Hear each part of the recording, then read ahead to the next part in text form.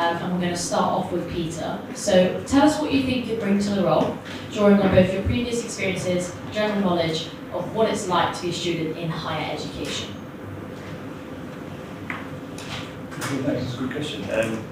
Again, so I said I've been involved heavily with student media for the last few years, so I suppose I come from a lot of promotion and engagement side of things, getting involved with students a lot. So I said in my manifesto, on my profile, I want to be an on-the-ground person, I want to be stuck in as possible, and getting involved and really getting into where the issues are, and the student movement, because at the end of the day, that's what we're here for them, so I want to be there. So I think in that case, I'm very engaging. I do a lot with loads of different societies and organisations across that front, so I think it would be fairly easy to transition to a role where I can engage with a wide variety of students and different bodies. And of course, I've had the great privilege of being Chair of Summit now for a fair few months, which is a really fun, exciting role, and effectively it's an exciting student council talks with different representatives, and that's a really interesting kind of forum where you can promote issues from the university that go through Summit, we vote on it. So I think in my experience on that, I've learned so much, loads more about the issues that students are facing that you wouldn't necessarily see come to the surface. And I think the thing with Summit is we only have a certain few standpoints every session, we only have a few sessions every month. So I think, again, being an national person on the ground, I'd love to be going out there, or effectively seeking out the issues, and then going through them as best I can as your person on the ground. Great, thank you, Peter. Dinos, you next. Thank you. So my main manifesto point is democracy with Dinos, your voice, your SU. So there's not much engagement from students within the SU. I think about only 25% of students vote in SU elections, and that is, the maximum amount of students that vote normally. While that is a big accomplishment in and of itself compared to how the rest of the SUs across the country are doing, 25%, that still leaves a 75% gap in what students are doing. And there will be students that don't want to engage with the SU for one reason or another. That is completely understandable. But there are some students that either because of lack of information or for whatever other reason would not engage with current methods the SU is advertising and working on. So I want to make sure that we can reach those students and make sure that the SU is democratic, the SU listens to the voice of all students, whether that be boots on the ground, talking to people, whether that be going to where people are in the city and knocking on doors and getting information, whether that be talking to other companies like clubs and restaurants in town that serve students and figuring out what their views are and what students help them. I want to make sure that we get the voice of every single student and make sure that they are equally represented. Thank you. Thank you, Dinos. Gigi? Thank you. I guess everyone knows I'm going to say experience, but I think it's for a different reason than you think. It's not like, I've been in the role, I know what to do, which is true, I think. But the reality is, and anyone that's on a placement, an internship, whatever, knows that there's a certain amount of months that you spend kind of getting into the role and learning the ropes and then learning the people and then learning who to have conversations with. And the reality is, and I think the other officers in the room will know this, that takes about half your year. So at the point that you're already comfortable, you're like, fine, let's get the ball rolling. Candidates are announcing someone wants your job. So the reality is we've done great things this year, but I think we have a lot more to do. And stuff that both of you have mentioned, and I think are great points in terms of, say, kind of engagement with students, raising, how many people vote. The reality is when you spend your time out in the rain convincing people to vote for a referendum, you realize it's really hard to drive engagement. And I think one of the things that people usually go into the role thinking is, I'm going to change it by myself. But the reality is we have such a great base of student leaders that I think I've built relationships with them, I know how to engage with them, and I think using our student leaders is a great way of driving that engagement. And also considering we have 5 other great people and an SU officer team with you. And I think I'm a real team player. I think anyone would say that, understandably the officers will not say it this week, but I'm sure if you ask them after they would. And I think that's one of the biggest things that the role president needs, someone that can be a team player, someone that can kind of bring people with you. And I think that's a massive difference. And I'd say we need the SU, we need to save some much needed time in terms of getting our proposals and things happening. And I think those kind of 4 months, whatever it is, it would take someone else to get into the role, is something that I could use over the summer to drive real change, especially from inside the SU. If you read my manifesto, you know that it's mostly about changing the SU from the inside, so hopefully I'll get a chance to do that. Amazing, thank you, Gigi. Okay, so we are now going to move on to our next question. And Dinos, we're going to come to you first. So, do you believe that housing in Bath is an issue for students? If yes, what would you hope to achieve in this area as SU president? Really good question, actually. I mentioned this earlier, that housing is an issue, but one of the problems with housing is also the lack of transportation, which limits housing. But more to your question of housing, I mean, we all know that there's a housing crisis in the UK, and Bath isn't an exception, but actually is probably a bit worse because of the transport problem. One of the big problems that we're having is, you know, international students who come to the UK need something called the guarantor, which I didn't even know about till I had to rent my first home. So for those who don't know, that is someone that basically vouches for you that if you can't pay your rent, they will pay it for you, but they have to be in the UK. So that's something that not many international students have, and they have to either pay up front or can't even get the house to rent. We usually go through third-party companies that charge, I think, 10-15% of your rent in order to be your guarantor. So that, you know, is such a hindrance to students. In terms of demand, in terms of supply of housing, sorry, I'm an economist. I know that housing market is a complex one, and it takes years to find the skilled labor to build housing and years to actually build those houses. So it's not something we can fix overnight. It's not something that we can fix over the next 2 years. It takes 5-10 years. I think the UK government's been trying to do it for about 15 years now, and it's something really complicated and difficult. So that's why I think that the first solution is increased transportation and increase availability of students who can easily get a house in order to increase that competition. And after that's done, we can then tackle on housing and make sure there's an adequate supply of housing over the next 15 odd years to make it sustainable in the future. Thank you. Great, thank you, Dinos. Gigi? Yeah, I'll start by kind of addressing some of your points, Dinos, which I think are really good. But the reality is, even if you have buses, and even if you have people willing to pay for the houses, if there's not enough houses, and the quality of the houses isn't good enough, that I don't think there's much point in people being able to get them, if I'm quite honest. And I think, again, I obviously already went into this when I first started, but part of the civil housing strategy is not only about, again, the quality of the housing, but also about getting the university to think about student numbers. And I think the reality is the way higher education is funded recently, it kind of depends on increasing numbers of students. Because obviously you have home students, you can't charge them more than a certain amount, than international students at some point are going to say no to the astronomical fees they have to pay.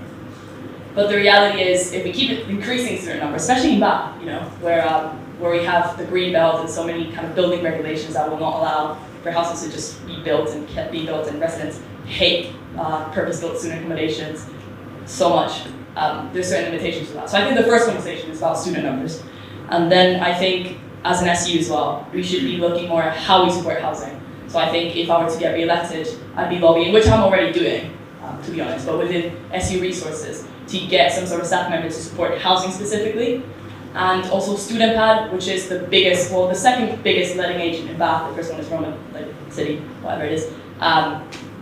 The reality is the university run it. They only have one staff member dedicated to it. And I'm sure, as it happens in, say, Lincoln and other parts of the UK, the SU runs Student Pad.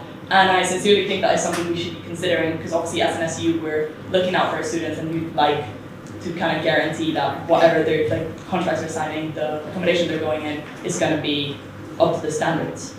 And I think another further conversation is about housing prices on campus, and we just can't let them keep going up, and it's a negotiation that we're going to have to keep having and having and having every year with the university. Thank you, Gigi. Peter?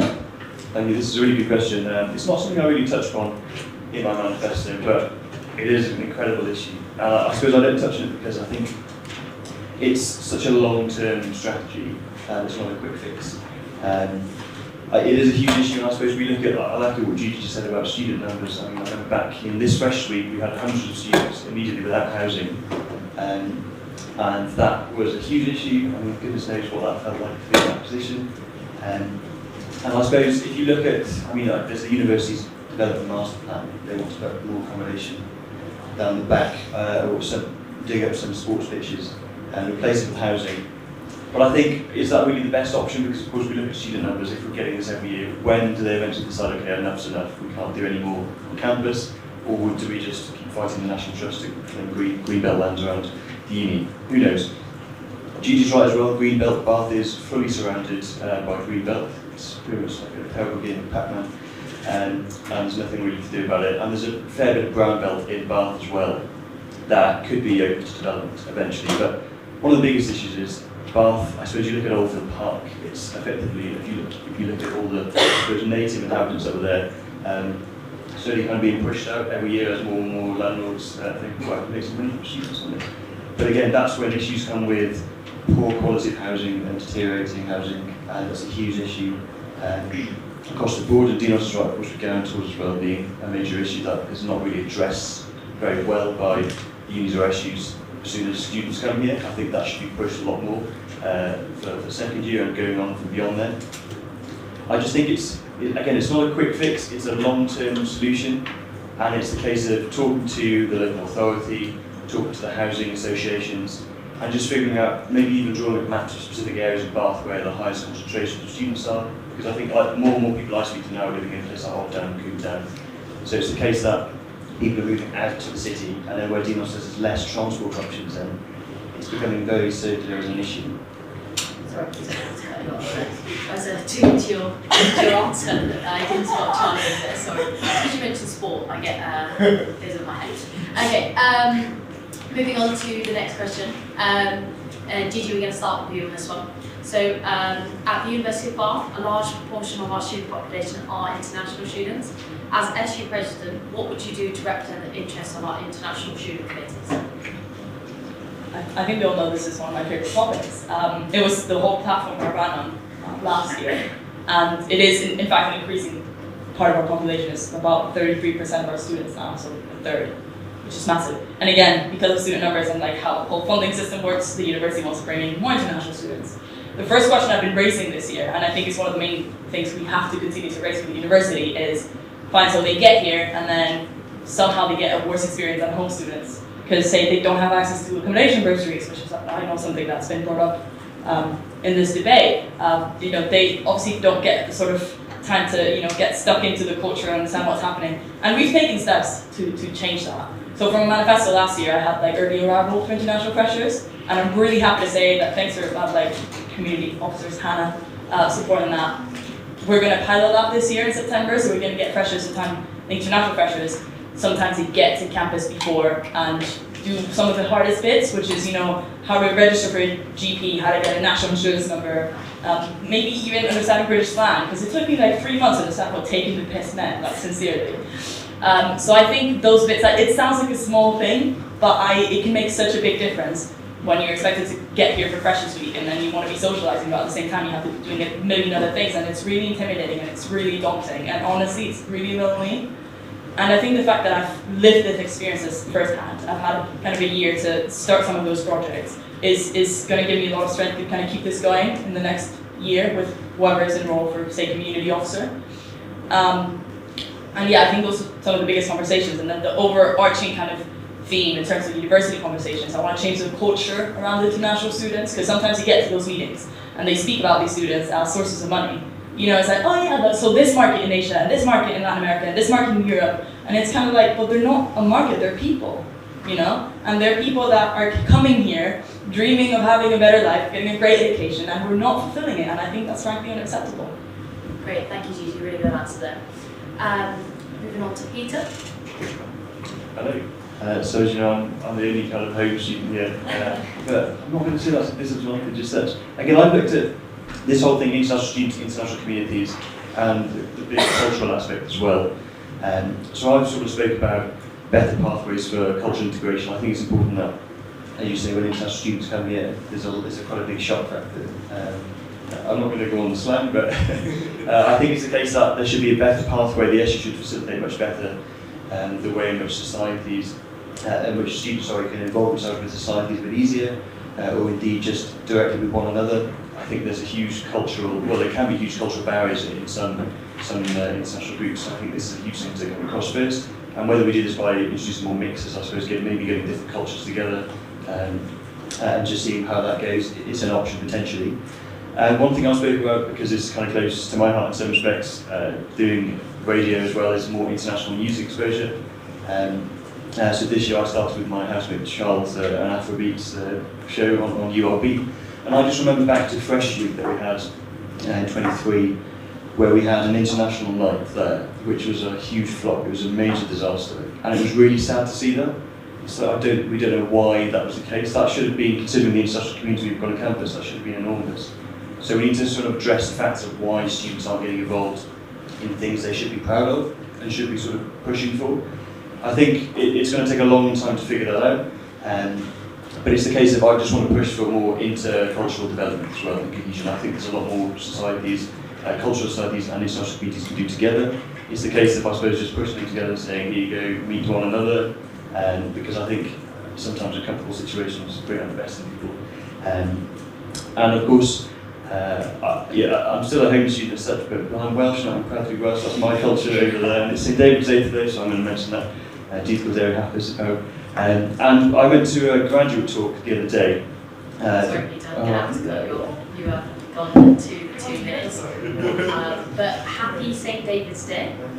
Okay, Dinos, take the floor. Yeah, thank you, and yeah, happy St. David's Day. So to answer your question, actually, I am from Cyprus, so I feel like I have sort of the perfect mix of international and domestic in terms of I'm from a Commonwealth nation, so we have that British history over there, but also, you know, that was 60, 70 years ago. So now I sort of feel a bit more international, so I have that perfect mix of I sort of understand things, I can integrate a bit, but also this is still quite foreign to me. And Gigi, you mentioned some excellent points in terms of how to get stuff like your national insurance number, a driving license, how to register with a GP. I'm actually working with Cypriots in the UK, which is the sort of group of Cypriots across the UK, which is also connected with the Cypriot Societies in University, to give them basically a to-do list of these are the stuff that I found difficult, this is how I specifically filled out my application, because I'm from Cyprus and I know that there are these technicalities, to actually show them that, oh, these are stuff that everyone will need to do, and this is how you do it. So definitely think expanding that for more students from the SUs would be absolutely fantastic. Additionally, as I mentioned earlier, housing situation, finding a guarantor, that's something that international students don't really know about.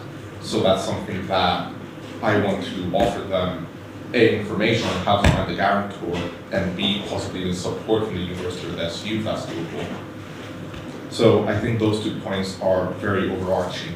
As you mentioned, Peter, as well, integration, that is something that many students struggle with. Taking the piss, that's a very common slang term.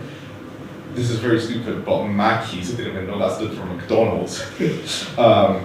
So, cultural integration would be something extremely useful for people. Thank you. I think my time's up. Just about. Thank you. Okay, next question. So, Peter, we're going to come to you first on this one. As an SU president, whilst you have considerable influence over internal decisions, there are several issues such as tuition fees, maintenance loans, and higher education regulation that can only be influenced at a national level. How do you intend to work with national bodies to ensure that the interests of students at Bath are represented? That's a great one. It's, I suppose, getting yourself out there.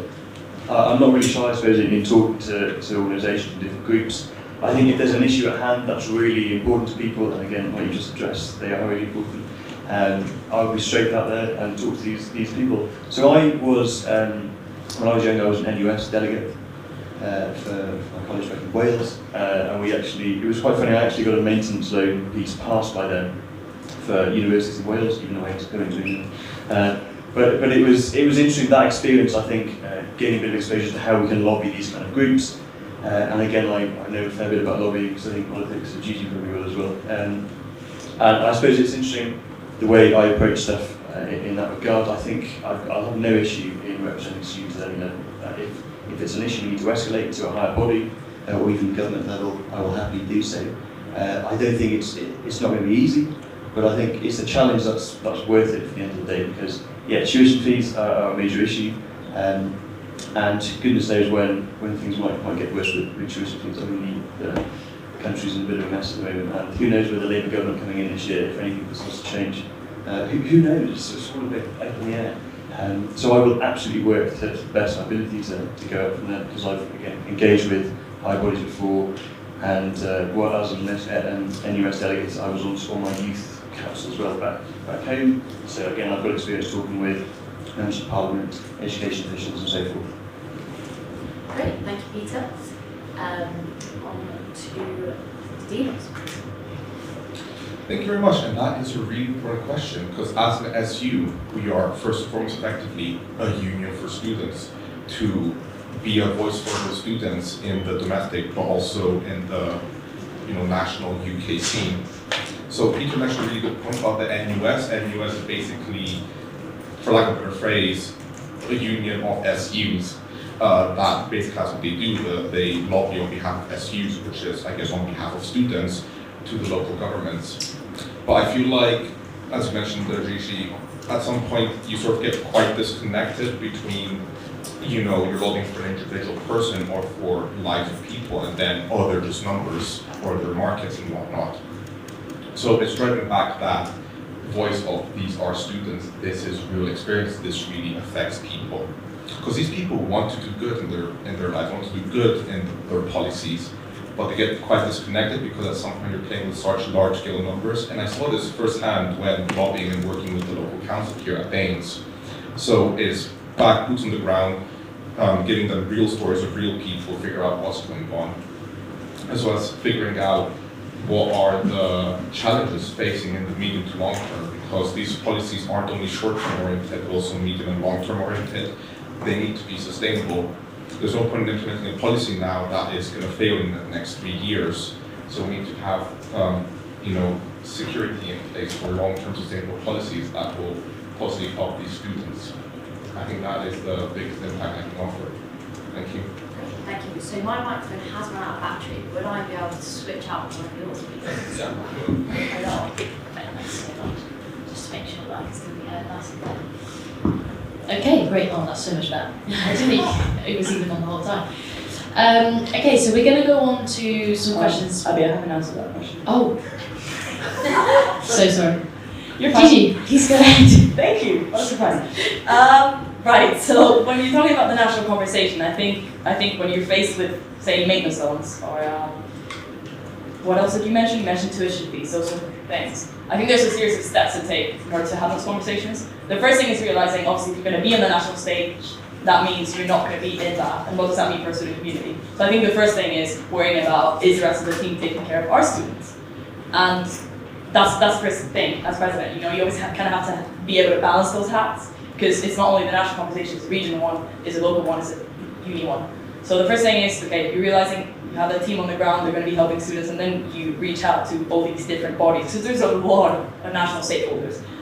More regionally, obviously, you have local council, which sincerely I've already had the opportunity to kind of build those bridges and build those relationships, which I think would be helpful the second year going forward. Then you have wonky national union of students, which again, I've started to build those relationships. I know, delegates across the country with different SUs. I know people hopefully going in post as NUS reps in the upcoming elections for the next few years. And obviously the reality is you can't buy that sort of experience, and that sort of links to the existing networks. And I think that's going to save the SU a lot of time, the fact that I already have those relationships.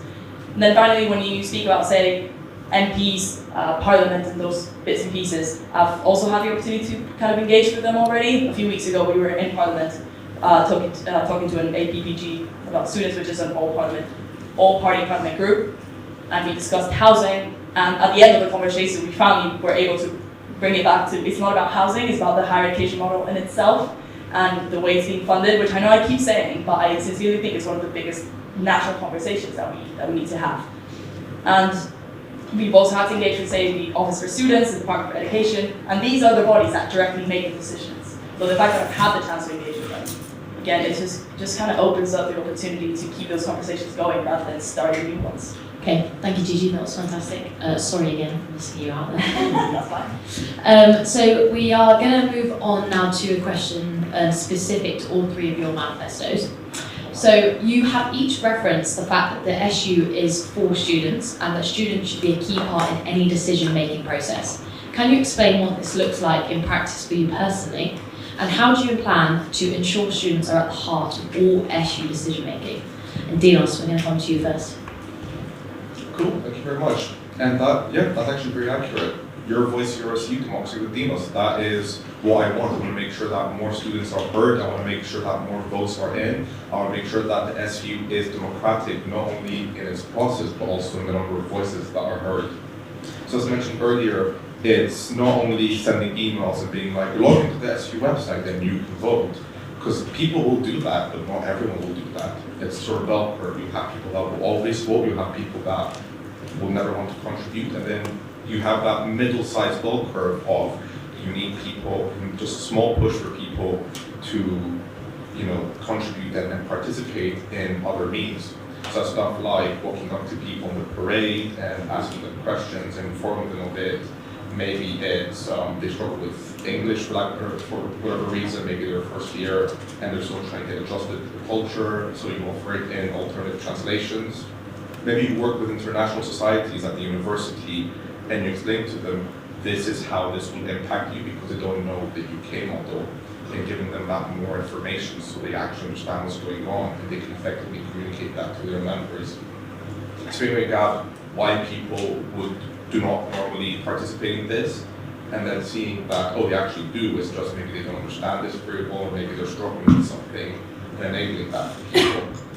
Thank you. Great, thank you, Dinos. Gigi?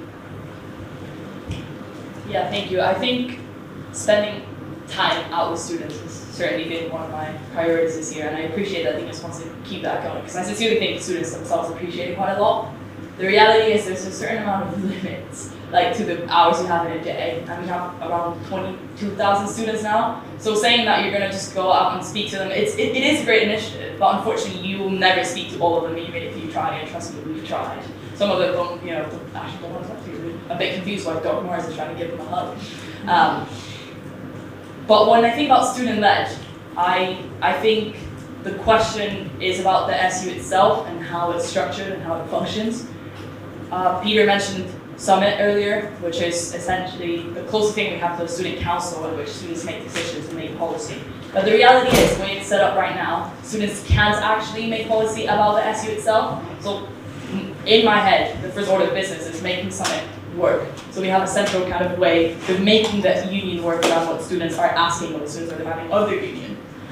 After we restructure Summit, then go about asking students and engaging them in terms of how to participate in Summit and how to use it more effectively.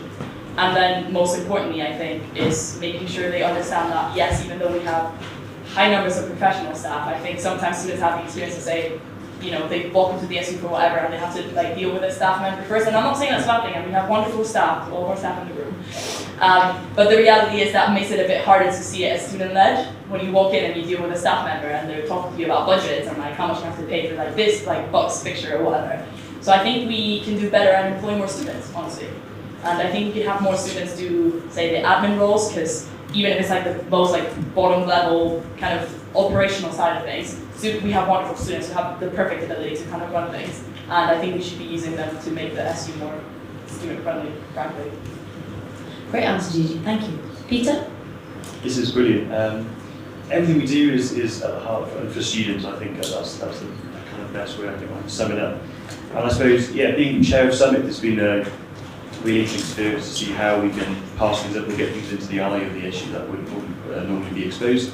Gigi put forward a great proposal to reform Summit for the next year, which will take it really well.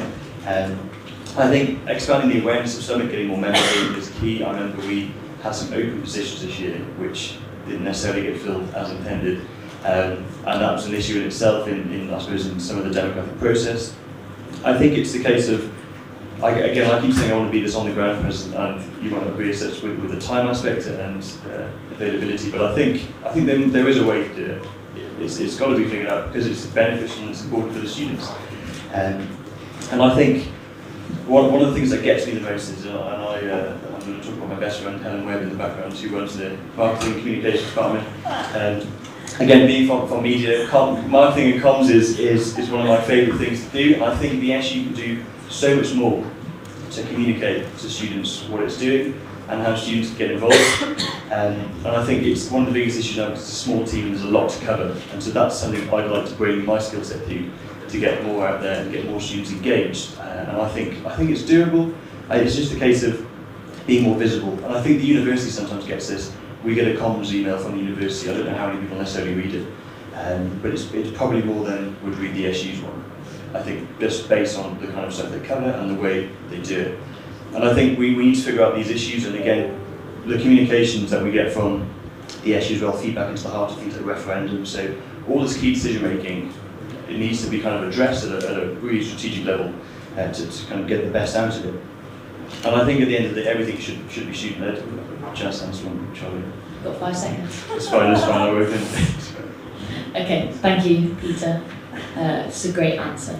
So I have another working mic. Fantastic. So I am going to give you back that one. Just to check, you all three of you have answered that question. Yes. Yeah.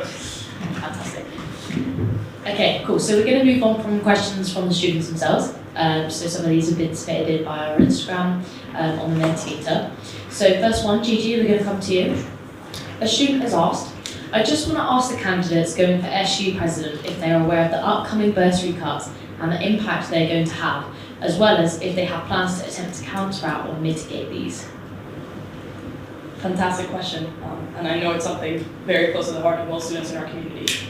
The truth is, obviously, we heard about it a couple weeks ago, not that long ago, and ever since we've been kind of trying to strategize, how we're going to go about this, because this is a massive one.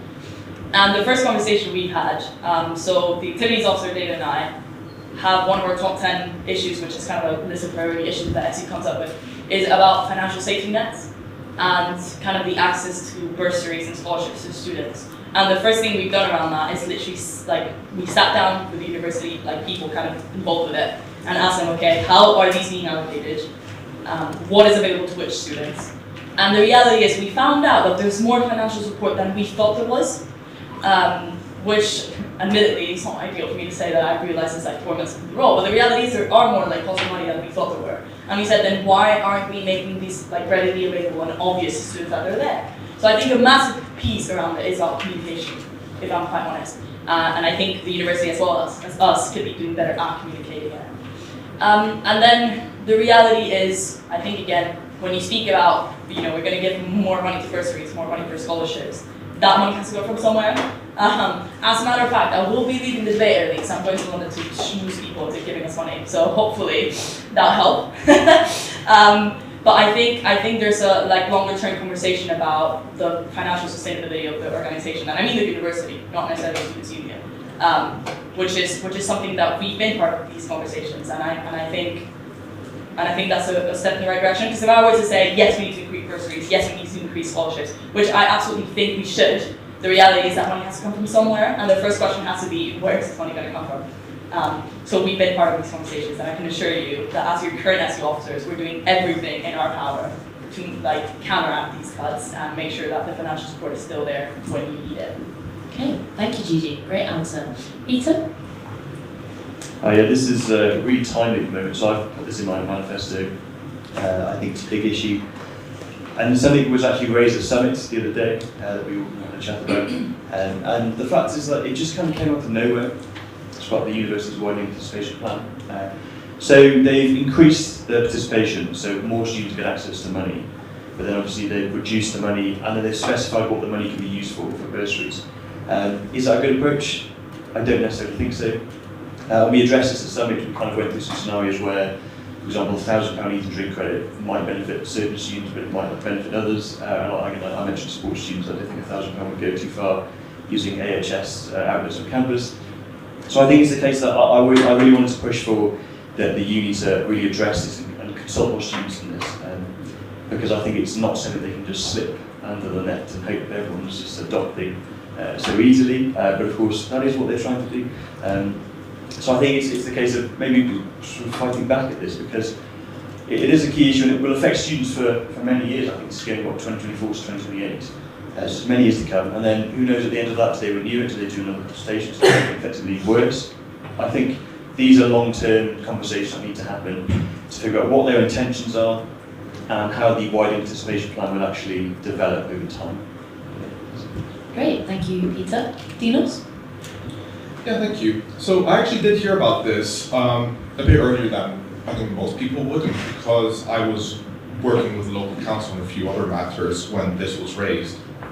And this is basically a two-pronged approach.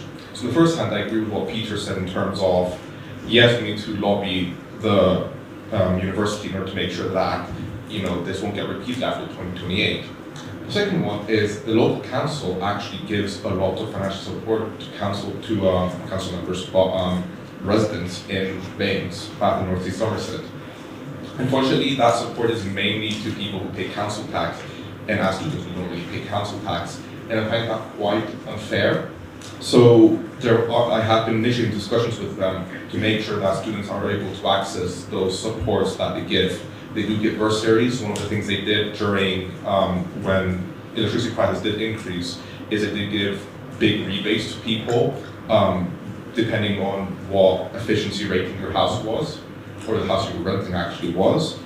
And those need to be accessed by students because students are probably one of the most vulnerable groups in the council, and so we need to support them as much as possible. So that could be an alternative source of funding in the interim until 2028, when we, over the last few years, we lobbied the university to increase the bursaries again. Thank you. Great, thank you, Dina. Okay, and then moving on to another question from a student. So they have asked, how do you plan to increase the visibility of SU officers? And Peter, I'm going to come to you first. I love this question. I'd be all out there. Again, I love all the media stuff. That's me, it's very much a bit of me, that is. I think we could be doing a lot more as officers. Again, the officer team this year have been pretty good, they've been pretty visible. I think they've been kicked up a little bit from marketing to do more, which is good. It's always the best approach to just push them out into the world. But I think we could be doing a lot more, and that's what I mean. Summing it down to what I want to do, I want to be a lot more involved with students on campus, and I want to be that kind of boots on the ground person that gets involved with as much as possible. So I think it's possible that, again, for each student officer who has a different remit, I suppose there's different things they get involved with throughout the year. So some will have more exposure than others. I imagine activities probably gets the most exposure, considering the remit and everything under that. And I suppose another aspect is making content that's visible to students, that's actually appealing and engaging to students. I think if we're doing a reel of a meeting, no one's really going to be that fussed about that. But if we're doing it in a certain way that highlights how that is important to students, or actually more behind the scenes stuff, that's kind of a good way to get across to students. And I suppose, I mean, they've been pretty good this year at using things that are trending to kind of get that student base. But I think it's the case of using social media to a huge advantage, and just being more visible around the issue as well.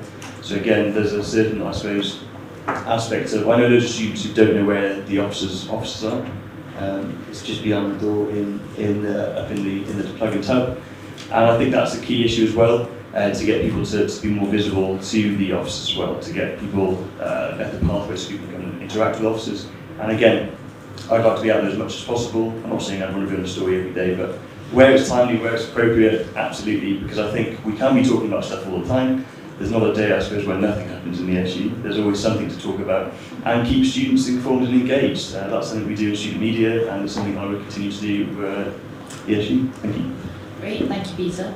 I also don't know what you're talking about. We absolutely love being in front of the camera. It's definitely our choice. Okay, Dinos, on to you next, please. Thank you. This is an area where I want to start off by praising both of you. So Gigi, I believe it was your initiative to basically do those Instagram posts of this, what I've been working over the last few weeks. That has been incredible and has given a lot of visibility to students. Peter, I completely agree with what you said, and one of the great things about you and campus media is whenever someone comes with an idea to have more visibility or do something, instead of going no because, you always go yes if.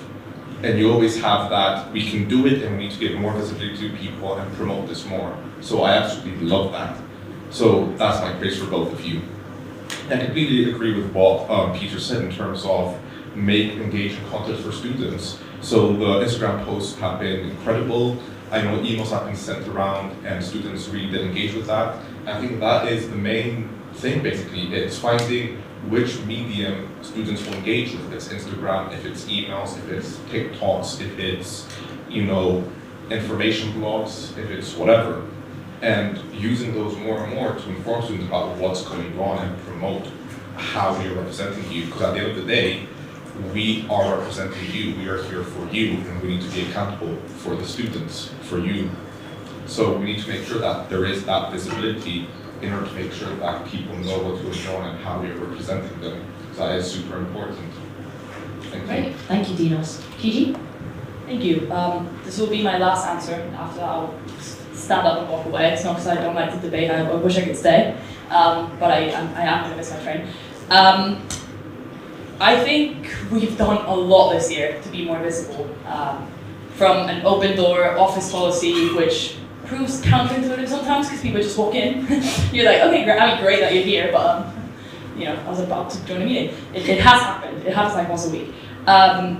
From an open door policy to the fortnightly updates, which I can't take credit for. It was a team initiative, and we've not only is it like the Instagram like fortnightly update, but we also do fortnightly blog posts, and we get in the Duck Norris costume way more than we should. I think we probably have a total of around maybe like 50 hours, and if we count what every officer has done, Amber has yet to go in the costume, just clarifying. And I think, again, there's a certain limit to the amount of hours in a day, and I think we are doing enough. I literally work a shift behind the bar once a month, just because people like, coming up to you in a more informal way. But I think it's mostly about just accepting the invitations that closest society suit to you. I had the opportunity to go to, Bosoms performances, to go to the closing ceremony of the Mall of United Nations, which was amazing. So when I get those invitations over the weekend, in the evenings, being there for students gives them like a more informal way of engaging you, because even if you do it on the job, and we found that with coding, which is what we call like going out and talking to students, when you walk up to someone that's sitting at Lime Tree and go like, oh, can I ask you a few questions about buses? They're like, why? So there is like a bit of a line between being out there and open and then kind of forcing people to give you feedback. So I think if you put yourself in a position where in an informal manner, you're there and people know who you are, you're wearing your lanyard or your sash, and you give them the opportunity to engage, people are going to take it. And they're going to take it when they want to, because obviously if you want to drive engagement, but we want it to be voluntary engagement for sure. And with that, I'll leave you. Have a nice day, everyone. Thank you, Gigi. All right, so we will move on to our last question then. And Dinos, we're going to come to you first. So if you were Vice Chancellor for the day and had unlimited money and resource and opportunity, what would you do to improve the lives of students at Bath? The first easy answer is give all the money to the SCU. The Vice Chancellor has a really big job and they basically oversee the entirety of the university. So it's a really challenging job. If I was Vice Chancellor for a day, I would basically make sure I don't lose the forest from the trees. So again, as mentioned earlier, it's very easy to basically think of students as numbers, and while to certain elements some decisions need to be made with that hierarchical view, there are decisions that need to be boots on the ground, listening to what students are saying and viewing each individual student's opinion, or maybe a society of international students, their collective opinion and views on the situation. Once that happens, you can further allocate those resources, that money, that funding, even that time, into what students deem important and meaningful for people. Maybe that's with the local government, maybe that's with the national UK government, whoever that may be, in order to make sure that those situations are tackled appropriately to improve the betterment of students' lives. I think that is the really most important thing to do, is not lose those forests from the trees. Thank you. Thank you, Dinos. Peter? Loads of money, goodness. Finance do well for themselves. If I had loads of money, so I wouldn't give it all to the SU. It's not that I don't trust the SU. What I would do is, I'd give students loads of money. I'll tell you why now. Again, as we addressed earlier, the bursaries and scholarships issue. Again, not everyone gets a bursary or scholarship, or placement bursary, for example, and international students are already paying a lot of money to come here. So why not give back to the students that are giving back to the uni in that sense? I think we should give students a fair bit of money, then they can decide what they want to spend it on related to the SU Society's extracurricular stuff, because again, maintaining healthy extracurricular activities in uni is really important. And I don't think we, I suppose, push that enough as an SU, and kind of just let students get on with things. So I think giving students money, or indeed the means to acquire a better sense of what they can use it for, I think that's key for me. I know this is a hypothetical scenario, so I haven't really costed that up, how much that would cost. But I think that's the kind of approach I would take, because at the end of the day, I think students have a clear picture of what they want to get out of university, or indeed, as they go through first year, it kind of becomes clear as well. So that's what I would do. Thank you. Great, thank you, Peter. Okay, now we're going to take a closing statement from each of you. You've got 1 minute, and Peter, we're going to come to you first. Thanks. I just want to say thank you for coming today. I hope you've liked what I've been speaking about. I hope you've kind of engaged with it on that sense. I'm really looking forward to continuing with the campaign. I think I've got a lot more left to give the SU, and again with my background and what I've been involved with over the last 3 years being here, I want to put all that into practice going forward. So I suppose if you want to take a punt on any president, I'm the one for you, and of course with a new Vice Chancellor coming in this year, it could be the year of Pete and Phil. Thank you, Peter. Dinos? Yeah, thank you. Well, to echo what Peter said, thanks for coming, folks. I mean, this is democracy at the end of the day. We want people to voice their preferences, voice their opinions, and make sure that they are heard. So, you've heard multiple different answers over the same question. So, as you know, there is no one-size-fits-all solution. There are multiple ways to tackle a problem. And if you believe that one way of doing something is better than another way, that is completely fine, and vote for that person. You know, ideally, I love the job because it's probably the best job in the world. But at the end of the day, I want this to be the best SU for the best university. So if you believe another candidate represents you fairer and better, please go for that candidate, because at the end of the day, this is your election and we represent you. Thank you very much. Thank you, Dinos. Okay, so that calls the President campaign questions for candidates to a close. Question time to a close. So thank you everyone for coming, and thank you to our participants for answering our questions.